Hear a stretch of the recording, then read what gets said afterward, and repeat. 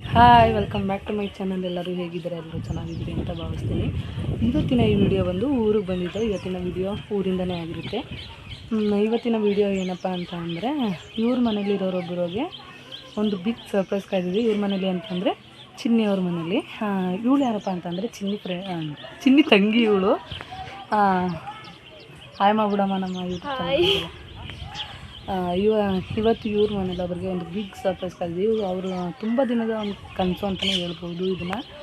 ಇವತ್ತಿನ ದಿನ ನಾವು ಏನೇನು ಮಾಡ್ತೀವಿ, ಹೇಗಿರ್ತೀವಿ ಅನ್ನೋದನ್ನ ತೋರಿಸ್ತೀವಿ. ಹಾಗಾದರೆ ಇವತ್ತಿನ ದಿನ ನಾವು ಏನೇನು ಮಾಡ್ತೀವಿ ಅಂತ ನೋಡೋಣ ಬನ್ನಿ.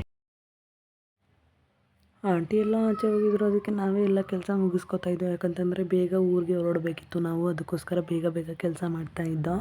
ಬೆಳಗಿನ ತಿಂಡಿಗೆ ಚಪಾತಿ ಮತ್ತು ಚಿಕನ್ ಸಾಂಬಾರು ಆಂಟಿ ಮಾಡಿದರು. ನಾನು ಮತ್ತು ಚಿನ್ನಿ ಸೇರಿಕೊಂಡು ಚಪಾತಿನ ಮಾಡಿದ್ದೋ.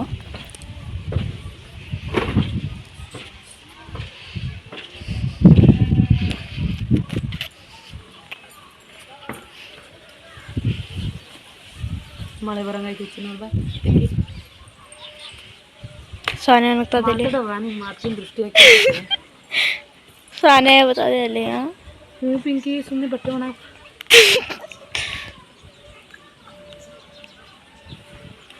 ಮಳೆ ಹೇಳಿ ಏನೇ ಹೇಳಿ ಬಿಸಿಲಲ್ಲ ಒಣ ಹೇಳಿ.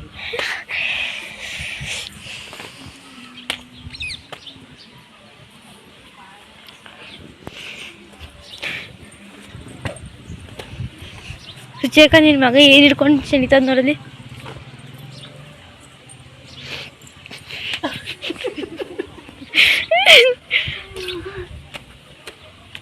ಗಿಡ ಎಲ್ಲ ಇದು ಮಾಡಬೇಕು. ಮಳೆ ಹನಿ ಬೀಳ್ತಾಯಿತ್ತು, ಆದರೂ ಸ್ವಲ್ಪ ಮಳೆ ಬರೋ ಥರ ಏನು ಇರಲಿಲ್ಲ. ಆದರೂ ಒಂದೊಂದು ಹನಿ ಬೀಳ್ತಾಯಿತ್ತು. ಇನ್ನೇನು ಮಾಡೋಕ್ಕಾಗಲ್ಲ ಅಂತ ಅಂದ್ಬಿಟ್ಟು ಬಟ್ಟೆ ಒಣಗಾಕ್ಬಿಟ್ಟು ಕೆಳಗಡೆ ಬಂದೆ. ನಾನು ಬರೋ ಅಷ್ಟರಲ್ಲಿ ಚಿನ್ನಿ ಅವರ ಡ್ಯಾಡಿ ಅವ್ರ ಅಮ್ಮಂಗೆ ಏನೋ ಚೈನ್ ಮಾಡಿಸಿದ್ರಂತೆ, ಅದನ್ನ ತಂದು ಕೊಟ್ಟೇ ಬಿಟ್ಟಿದ್ರು. ಇನ್ನೇನು ಮಾಡೋಕ್ಕಾಗುತ್ತೆ ಅಂತ ಅಂದ್ಬಿಟ್ಟು ವೀಡಿಯೋ ಮಾಡ್ಕೊಳ್ಳೋಣ ಅಂತ ನಾವೇ ಅವ್ರಿಗೆ ಕೊಟ್ಟು ವೀಡಿಯೋ ಮಾಡಿಕೊಂಡು, ಇದೇ ಇವತ್ತಿನ ಸರ್ಪ್ರೈಸ್ ಅವ್ರಿಗೆ. ಅವರು ತುಂಬ ದಿನದಿಂದ ಆಸೆ ಇತ್ತಂತೆ ಅವ್ರಿಗೆ ಮಾಂಗಲ್ಯ ಸರ ಮಾಡಿಸ್ಕೋಬೇಕು ಅಂತ ಹೇಳಿ. ಅವರು ಗಂಡ ಅವ್ರಿಗೆ ಗೊತ್ತಿಲ್ಲದಂತೆ ಮಾಂಗಲ್ಯ ಸರನ ಮಾಡಿಸ್ಕೊಟ್ಟಿದ್ದು. ಊರಿಗೆ ಬೆಳಗ್ಗೆ 10 ಗಂಟೆಗೆ ಹೊರಡಬೇಕಿತ್ತು. ಆದರೆ ಏನು ಮಾಡೋದು, ಎಲ್ಲ ಕೆಲಸ ಮುಗಿಸಿ ಆಂಟಿಗೆ ಚೈನ್ ಕೊಡಬೇಕಿತ್ತಲ್ಲ, ಅದು ತರಲಿ ಅಂತ ವೆಯ್ಟ್ ಮಾಡ್ತಾಯಿದ್ದೋ. ಕೊಟ್ಟಾದಮೇಲೆ 2 ಗಂಟೆಗೆ ನಾವು ಊರಿಂದ KR ಪೇಟೆಗೆ ಬರೋಣ ಅಂತ ಹೊರಟು.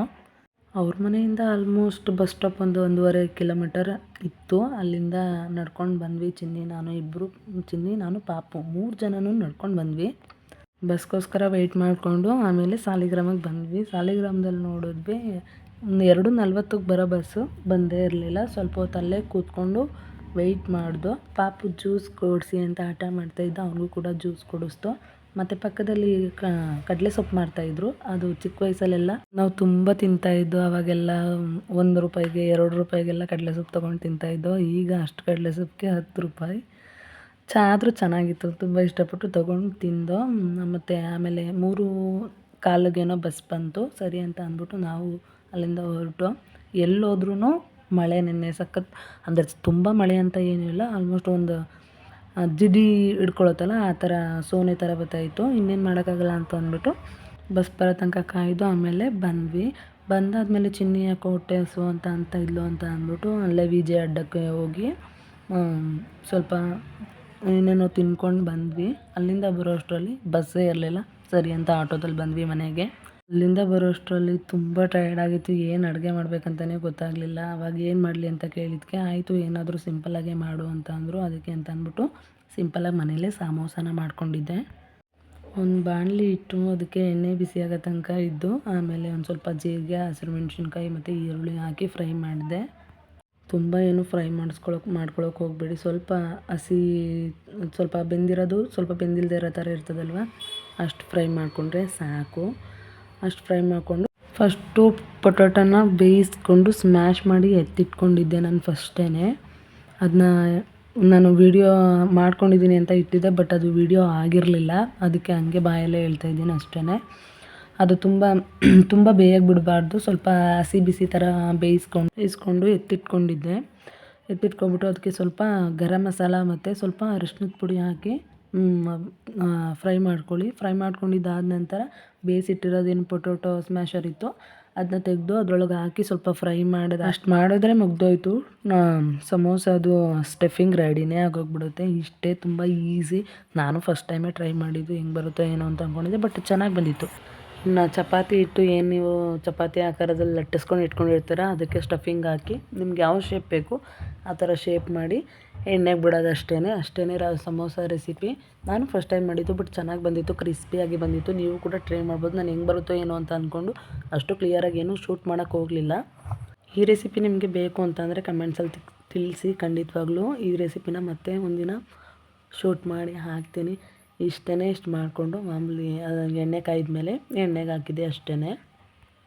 ನೈಟ್ ಊಟಕ್ಕೆ ಅಂತ ಸಮೋಸ ಮತ್ತು ಟೀ ಇಟ್ಕೊಂಡಿದ್ದು ಅಷ್ಟೇ. ಅಲ್ಲಿಂದ ಬಂದು ಬಸ್ಸಲ್ಲಿ ಅಲ್ಲಿಂದ ಇಲ್ಲಿ ತನಕ ಬಂದು 3 ಬಸ್ ಹತ್ತು 3 ಬಸ್ ಇಳಿದು ಸಾಕಾಗೋಗ್ಬಿಟ್ಟಿತ್ತು.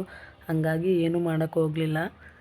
ಚಿನ್ನಿ ಮತ್ತು ಹೇಮಂತನ ಕೇಳಿದೆ ಏನಾದರೂ ಅಡುಗೆ ಮಾಡಬೇಕಾ ಅಂತ. ಏನು ಬೇಡ, ಸ್ನ್ಯಾಕ್ಸ್ ಐಟಮ್ ಥರನೇ ಏನಾದರೂ ಮಾಡು ಅಂತ ಅಂದರು. ಬೇಗ ಕಾಣಿಸಿದ್ದಿದೆ, ಅದಕ್ಕೆ ಇದನ್ನೇ ಮಾಡಿದೆ.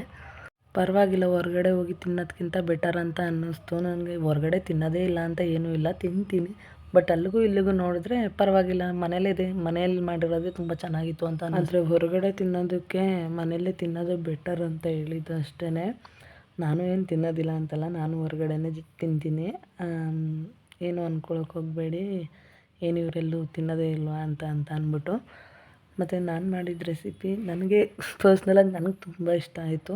ನಿಮಗೂ ಏನಾದರೂ ಈ ರೆಸಿಪಿ ಬೇಕು ಅಂತ ಅಂದರೆ ಕಮೆಂಟ್ಸಲ್ಲಿ ತಿಳಿಸಿ. ನಾನು ಖಂಡಿತವಾಗ್ಲೂ ಇನ್ನೊಂದು ಸಲ ಕ್ಲಿಯರಾಗಿ ಮಾಡಿ ತಿಳಿಸ್ತೀನಿ. ಮತ್ತು ಚಿನ್ನಿ ಒಂದು ಕಡೆಯಲ್ಲಿ ಟೀ ಇಡ್ತಾಯಿದ್ಲು, ಇನ್ನೊಂದು ಕಡೆ ನಾನು ಸಮೋಸ ಮಾಡ್ತಾಯಿದ್ದೆ. ಹಂಗಾಗಿ ಬೇಗ ಆಯಿತು.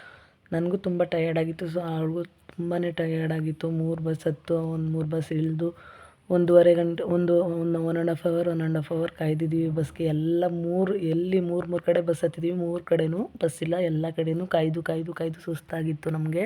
ಯಾವಾಗ ತಿಂದ್ಬಿಟ್ಟು ಮಲ್ಕೋತೀವೋ ಅಂತ ಅನ್ನಿಸ್ತಾ ಇತ್ತು. ನಮಗೇನು ಅಷ್ಟು ಹೊಟ್ಟೆ ಹಸಿತಾ ಇರಲಿಲ್ಲ. ಪಾಪ ಹೇಮಂತ್ ಒಬ್ಬನೇ ಮನೇಲಿದ್ದ ಅಲ್ವಾ, ಅವ್ರಿಗೋಸ್ಕರನಾದರೂ ಮಾಡಬೇಕಿತ್ತು.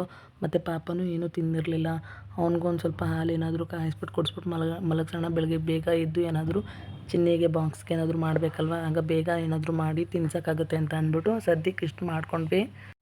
ನೋಡಿ ಎಷ್ಟು ತುಂಬ ಚೆನ್ನಾಗಿ ಬಂದಿತ್ತು ನೋಡಿ. ಅಂದರೆ ಸೇಪ್ ನನಗೆ ಅಷ್ಟೊಂದು ಚೆನ್ನಾಗಿ ಮಾಡೋಕ್ಕೆ ಬರಲಿಲ್ಲ. ಇಲ್ಲಿ ಒಂಥರ ವಡೆ ಟೈಪ್ ಐತಲ್ಲ, ಅದು 2 ನಾನು ಮಾಡಿದ್ವಿ. ಮಿಕ್ಕಿದ್ದು ಚಿನ್ನಿ ಮತ್ತು ಹೇಮ ಇಬ್ಬರು ಸೇರ್ಕೊಂಡು ಮಾಡಿದ್ದು. ಅದು ಸಮೋಸ ಶೇಪ್ ಬಂದಿರೋದು ಚೆನ್ನಾಯ್ತಾ? ನಿಜ ಸೂಪರ್. ಏನು ಚೆನ್ನಾಗದ?